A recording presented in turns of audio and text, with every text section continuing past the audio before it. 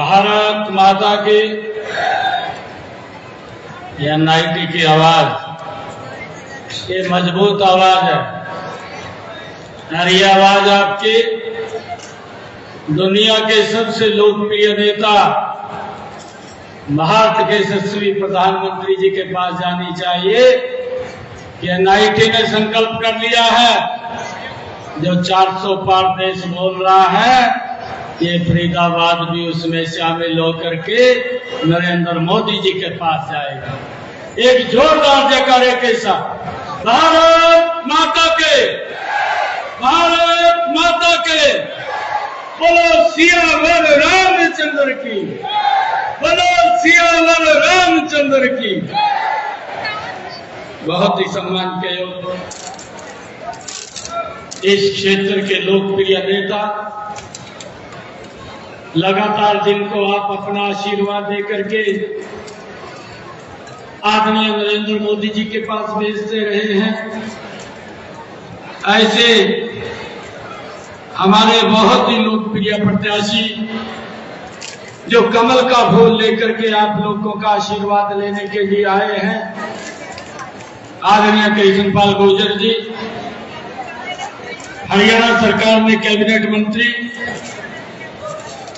मूलचंद शर्मा जी, हरियाणा सरकार में राज्य मंत्री सीमा त्रिखा जी, हमारे फरीदाबाद के विधायक नरेंद्र गुप्ता जी, हमारे तिगांव से विधायक राजेश नागर जी, जिला के लोकप्रिय अध्यक्ष राजपाल बोरा जी, अजय गौड़ जी, पूर्व जिलाध्यक्ष गोपाल शर्मा जी, श्रीमती नीरा तोमर जी, भारतीय जनता पार्टी के वरिष्ठ नेता यशवीर नागर जी, सतीश भागना जी, डॉक्टर RN सिंह जी, धर्मवीर भड़ाना जी, मुकेश डागर जी, वरिष्ठ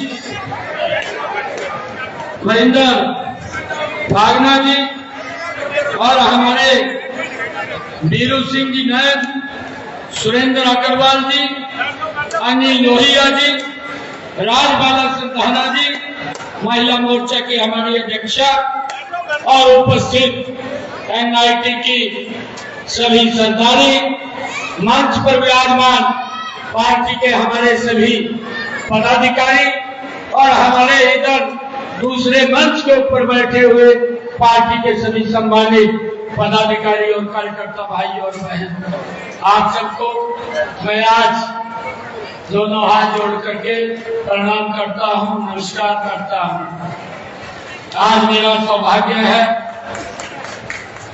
NIT में आज मुझे आप लोगों से रूबरू होने का अवसर मिला। मैं ये देख रहा था पिछले 10 वर्षों में NIT में बिना भेदभाव के हमारी डबल इंजन की सरकार ने जबरदस्त काम किए। मैं ये भी देख रहा था कि हमारी जो कॉलोनी है यहाँ पर अनुपूर्ण थी, जो अनऑथराइज कॉलोनी थी, उनमें भी बहुत ज्यादा कॉलोनियों को ऑथराइज करने का काम इन 10 वर्षों में ये हमारे पूर्व मुख्यमंत्री आदरणीय मनोहर लाल जी ने किया है। भाइयों, जो अनुपूर्ण कॉलोनी थी ये कांग्रेस ने उनके हालात के ऊपर छोड़ दिया। कांग्रेस की नीति ही ऐसी थी कि भाई जेब में पैसे दो और जहां मर्जी देखो वहां बना लो, फिर वहां ना पानी की व्यवस्था, ना वहां सड़क की व्यवस्था, ना वहां बिजली की व्यवस्था, लोगों के हाल के ऊपर छोड़ करके और अपनी जेब को गर्म करके वो लोग इधर उधर चले जाते थे। परंतु मनोहर लाल जी ने सिस्टम बनाया।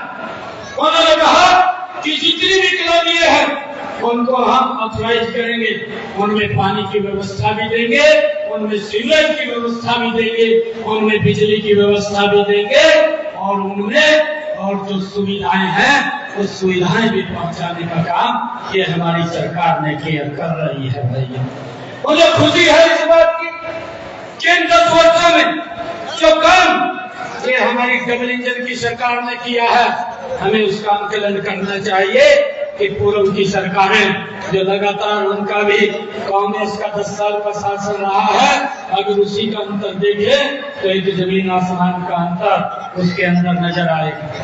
भाइयों, हमारी सरकार बिना भेदभाव के लोगों तक सुविधाएं पहुंचाने का काम किया है और मैं आप लोगों को विश्वास दिलाता हूं कि आदरणीय नरेंद्र मोदी जी के नेतृत्व में जितनी समस्याएं और हमारी एनआईटी की रुकी हुई है, 4 जून के बाद उन समस्याओं का भी समाधान निकाल करके लोगों तक उसका लाभ पहुंचाने का काम तो हम लगातार करेंगे। किसी भी व्यक्ति को कोई दिक्कत परेशानी ना हो, उसको प्राथमिकता के आधार पर पूरा करना यह हमारी सरकार का दायित्व है। और भाइयों, यहाँ तो बिना भेदभाव के काम किया है, ये सरकार की नीति है सबका साथ, सबका विकास, सबका प्रयास और सबका विश्वास लेकर के बिना भेदभाव के पूरे देश को मजबूती से आगे बढ़ाने का काम इन 10 वर्षों में नरेंद्र मोदी की सरकार ने किया। चाहे भाइयों रोड की बात हो, चाहे कनेक्टिविटी की बात हो, चाहे रेलवे के अंदर हमारे वंदे भारत जैसी ट्रेन पहली बार आदरणीय नरेंद्र मोदी जी ने आधुनिक सुविधाओं से सुसज्जित देश के लोगों को समर्पित करने का काम इन्हीं 10 वर्षों के अंदर किया है। आदरणीय कृष्णपाल जी कह रहे थे कि एम्स बनाने का काम किया है, अरे मेडिकल कॉलेज खोलने का काम भी इन्हीं 10 वर्षों के अंदर हुआ है। इनके समय के अंदर तो मेडिकल कॉलेज भी नहीं थे।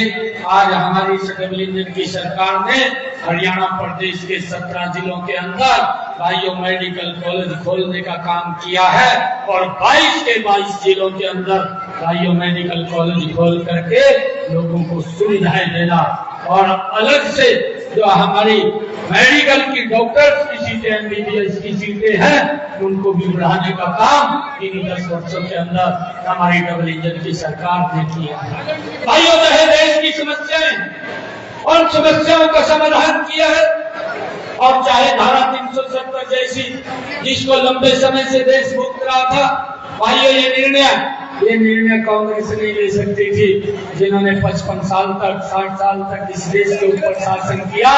ये निर्णय तो अगर किसी ने लिया है तो वो नरेंद्र मोदी जी ही निर्णय ले सकता है और उसके पीछे आप लोगों की ताकत और शक्ति है। भाइयों, आप लोगों ने कमल का बटन दबाया, नरेंद्र मोदी जी ने बिना भय के भाइयों दिल्ली में बैठ करके निर्णय इस देश के हित के अंदर लेने का काम किया। चाहे सीए की बात हो, चाहे महिलाओं के सम्मान की बात हो, हम देखते हैं कांग्रेस पार्टी लगातार महिलाओं का वोट तो लेती रही है, परंतु महिलाओं का जितना शोषण ये कांग्रेस के लोगों ने किया है भाइयों, ये किसी से छिपा नहीं है। आज भी उनकी मानसिकता महिलाओं के प्रति क्या है, उनके नेताओं के मुंह से नजर आता है। भाइयों, समय समय के ऊपर इस प्रकार की अभद्र भाषा बोल करके महिलाओं को अपमानित करने का काम ये लोग करते हैं। जो राहुल गांधी के पास बैठते हैं वही लोग इस प्रकार की भाषा बोलते हैं, परंतु नरेंद्र मोदी जी ने हमारी जो बेटी बचाओ बेटी पढ़ाओ की बात कही थी, लाखों बेटियों को जीवन दान देने का काम ये नरेंद्र मोदी जी की सरकार ने किया है।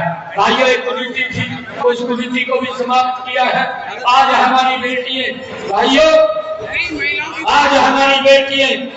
कमीशन के अंदर जा करके हमारी रक्षा सुरक्षा के लिए बॉर्डर के ऊपर दिन रात इस देश की सेवा के अंदर लगी हुई है।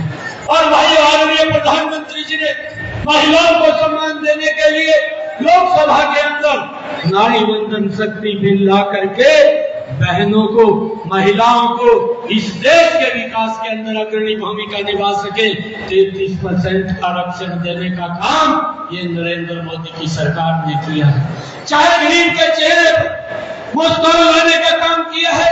अरे ये तो सोच भी नहीं सकते, नरेंद्र मोदी जी ने 5 लाख रुपए का गरीब व्यक्ति को अधिकार दिया है कि वो सिर ऊंचा करके किसी भी हॉस्पिटल में जा करके अपना इलाज करा सके। उसको किसी की तरफ देखने की जरूरत नहीं है। नहीं तो इनके समय के अंदर वायु दुर्घटनावश अगर कोई व्यक्ति को बीमारी आ जाती थी, वो बीमारी के कारण गरीबी रेखा के नीचे चला जाता था, परंतु आज व्यक्ति गरीबी रेखा के नीचे नहीं जाता। नरेंद्र मोदी जी ने जो गरीबों की मजबूती में काम किए हैं, आज 25 करोड़ से ज्यादा गरीबी रेखा से निकाल करके लोगों को मजबूत करने का काम ये नरेंद्र मोदी की सरकार ने इन 10 वर्षों के अंदर किया है। भाई हर व्यक्ति की, हर वर्ग की चिंता करने वाला ये दिल्ली में दिन रात इस देश को आगे बढ़ाने के लिए काम कर रहा। मुझे खुशी है ये कांग्रेस के लोग किस प्रकार से दुष्प्रचार करते थे। भाइयों, जब कोरोना का संकट आया, ये कोरोना के संकट में किस प्रकार से इन्होंने लोगों के जीवन के साथ कांग्रेस के लोगों ने खेलने का काम किया। अरे नरेंद्र मोदी जी ने दिल्ली में बैठ करके जब ये वैश्विक संकट था, मात्र 8 महीने के अंदर एक वैक्सीन नहीं 2 वैक्सीन का निर्माण किया। 220 करोड़ लोगों को फ्री में वैक्सीन लगाने का काम ये नरेंद्र मोदी की सरकार ने किया है। और उससे आगे भी 80 करोड़ परिवारों को लगातार राशन पहुंचाने की व्यवस्था भी भाइयों नरेंद्र मोदी जी ने की है कि मेरे देश के अंदर एक व्यक्ति भी भूखा पेट न सोए। भाइयों, उसको ध्यान में रखते हुए नरेंद्र मोदी जी ने उन तक राशन पहुंचाने की व्यवस्था की है। भाइयों, 100 से ज्यादा देशों को बाहर भी भेजने का वैक्सीन कार्य ये नरेंद्र मोदी जी ने किया है। और भाइयों, विपक्ष की क्या भूमिका थी? विपक्ष के लोग बोलते थे कि ये वैक्सीन मत लगा लेना, अगर ये वैक्सीन लगवाएंगे तो मारे जाएंगे, अगर ये वैक्सीन लगाएंगे तो बुजुर्ग चले जाएंगे। ये इस प्रकार का दुष्प्रचार ये कांग्रेस के लोग करते थे। अपने आप को कमरे में जाकर के वैक्सीन लगवाई और बाहर निकल के मीडिया के सामने बोलते थे कि ये मोदी की वैक्सीन है, इसको मत लगवा लेना। इस प्रकार का दुष्प्रचार ये कांग्रेस के लोग ही करते थे। भाइयों, इन्होंने देश के लोगों के जीवन के साथ खेलने का काम किया है। नरेंद्र मोदी दिल्ली में बैठ करके बोलता रहा कि मेरे लिए एक जान कीमती है, मैंने एक जान को बचाना है और उसके लिए मेरी सरकार लोगों के साथ कंधे से कंधा मिला करके उनके साथ खड़ी हुई नजर आई है। भाइयों, नरेंद्र मोदी की सरकार है। इस प्रकार से हमारे जो श्रमिक भाई थे, उन श्रमिक भाइयों को भी इन्होंने गुमराह करके वहां पर अफवाह फैला करके बाहर निकालने का काम किया है। परंतु नरेंद्र मोदी जी ने ससम्मान एक श्रमिक को उसके घर के ऊपर जो ट्रेन चला करके ट्रेन के अंदर बैठा करके उनके घरों तक पहुंचाने का काम इस कोरोना कालखंड के अंदर किया है। भाइयों, हमें समझना चाहिए कि ये सरकार हमारे हित के अंदर काम कर रही है। ये सरकार देश को बढ़ाने के लिए भाइयों मजबूती से काम कर रही है, देश की समस्याओं का समाधान कर रही है। दुनिया के अंदर भारत का गौरव, भारत का सम्मान बढ़ाने का काम नरेंद्र मोदी की सरकार कर रही है। भाइयों, ये विपक्ष के अंदर बैठे हुए ये घमंडिया गठबंधन के लोग जो ये बोलते हैं, भाइयों, एक तो इनका जो पार्टनर है वो पार्टनर मंचों के ऊपर बोलता था कि मैं तो ईमानदार हूँ, मेरी पार्टी कट्टर ईमानदार है। भाइयों, उसका चोला ईमानदारी का वो पूरे देश के सामने आ गया है। जो व्यक्ति दिन रात कांग्रेस को गाली देता था और कांग्रेस बोलता था कि इन्होंने देश को लूटने का काम किया, इन्होंने देश के अंदर भ्रष्टाचार किए, भाइयों, सबसे पहले उन भ्रष्टाचारियों को गले लगाने का काम वो उसी ने किया है। भाइयों, अरविंद केजरीवाल इसी ने ही सबसे पहले जाकर के भ्रष्टाचारियों के साथ मिल करके ये प्लानिंग में शामिल हो गया है। भाइयों, ये लोग ये देश के विकास की नहीं, ये परिवार बचाने की लड़ाई लड़ रहे हैं। नरेंद्र मोदी जी इस देश को बचाने की लड़ाई लड़ रहा है और ये घमंडिया गठबंधन के लोग ये परिवार को बचाने की लड़ाई लड़ रहे हैं। भाइयों, इस बात को हमने समझना है कि ये सरकार ये हमारे हित के अंदर देश को आगे बढ़ाने वाली सरकार है। भाइयों, मैं आप लोगों को एक विश्वास दिलाता हूँ कि आदरणीय मनोहर लाल जी ने हरियाणा के अंदर जो योजनाएं चलाई हैं, लंबे समय तक उसका हरियाणा के लोगों को बड़ा लाभ मिलने वाला है। मैं आज आप लोगों के बीच में विश्वास दिलाता हूँ कि 4 दिन के बाद हम मिल करके आदरणीय नरेंद्र मोदी जी तीसरी बार इस देश ने ये तय कर दिया है कि नरेंद्र मोदी जी तीसरी बार 400 पार सीटों से तीसरी बार प्रधानमंत्री बनने का काम इस देश के अंदर आप लोगों के आशीर्वाद से कर रहे हैं। भाइयों, हम देख भी रहे कि जब 2014 का चुनाव था इस देश में आप लोगों ने नरेंद्र मोदी जी को 282 सीटें दी और भाइयों 2019 के चुनाव में आप लोगों ने इस देश में नरेंद्र मोदी जी को 320 सीटें लेकर के दूसरी बार प्रधानमंत्री बनाया। अब 2024 भाइयों 25 मई को चुनाव होगा और 4 जून को जब रिजल्ट आएगा तो ये देश नरेंद्र मोदी जी को 405 सीटें लेकर के तीसरी बार प्रधानमंत्री बनाने का काम करेगा। आज मैं फ्रीडम बन के अगर किसी गांव किसी शहर के अंदर में जाता हूँ, एक ही आवाज वहां से निकल करके आती है कि कृष्ण पाल जी अब की बार 10 लाख पार वोटों से जीत करके तीसरी बार नरेंद्र मोदी जी को प्रधानमंत्री बनाने का काम आप सब लोग करें। भाइयों, मिल करके हम सब नरेंद्र मोदी जी को मजबूत करें। जो व्यक्ति भाइयों दिन रात इस बात को लेकर के काम कर रहा है कि मेरा देश दुनिया में नंबर 1 के ऊपर आना चाहिए, उन्होंने संकल्प भी लिया है।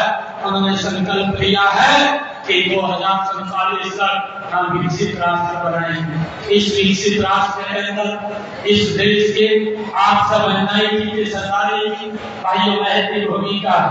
हम सब मिलकर के एक वोट 25 मई को कमल के बटन का दबा करके यहाँ से कृष्ण पाल जी को जब 10 लाख पार में भेजेंगे तो नरेंद्र मोदी जी 400 पार से तीसरी बार प्रधानमंत्री बनेंगे।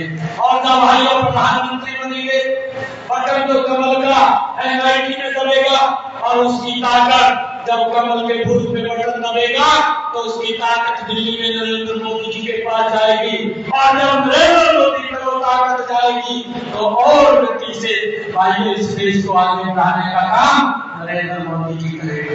भाइयों, मुझे गर्व है ऐसे प्रधानमंत्री जी के ऊपर हमने अपनी आंखों से देखा। पहले तो भाइयों दुनिया बोलती थी, भारत सुनता था, आज भारत बोलता है, आज दुनिया सुनती है। ये बदलाव इन 10 वर्षों के अंदर आया है, ये नरेंद्र मोदी जी के नेतृत्व के अंदर आया है, जिन्होंने एक ही चीज की सोच है कि हमने गरीब का उत्थान करना है, हमने किसान को मजबूत करना है, हमने महिला को सशक्त करना है, हमने युवा को भाइयों आगे बढ़ाना है। उस सोच के आधार के ऊपर ये सरकार काम कर रही है। आइए हम सब मिलकर के ऐसे व्यक्तित्व को मजबूत करने का काम करें और एक वोट कमल का बटन दबा करके भाइयों यहाँ से सबसे बड़े बहुमत से कृष्ण पाल जी को कमल का फूल दे करके नरेंद्र मोदी जी के पास भेजने का काम करें। आप सब इतनी भारी संख्या के अंदर यहाँ आए हैं, आप सबका मैं बहुत बहुत धन्यवाद करता हूँ। एक जोरदार जयकारे के साथ भारत माता के वंदे वंदे नरेंद्र मोदी अब की बार फिर एक बार कृष्ण पाल बहुत